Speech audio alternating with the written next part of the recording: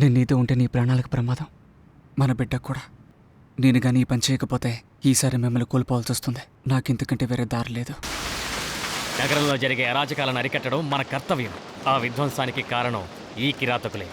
నువ్వు బ్యాంగన్ ముఠాలో చేరగలిగితే వాడి దగ్గర ఉన్న కిరాయి మనుషుల్ని తేలిగ్గా అరెస్ట్ చేయొచ్చు.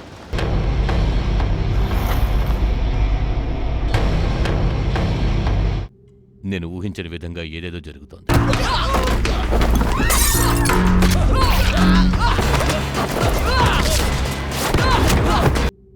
కన్న తండ్రిని చంపాడంటే మనల్ని చెప్పడానికి వెనకాడు.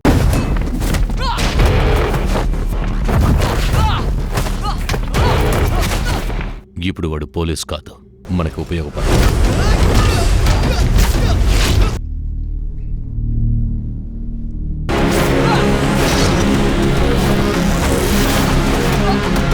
ఈ పోరాటానికి అంతమనేది లేదు. అవి ఎంత దూరం పరిగెత్తినా వాళ్ళు వేటాడుతూనే ఉంటారు.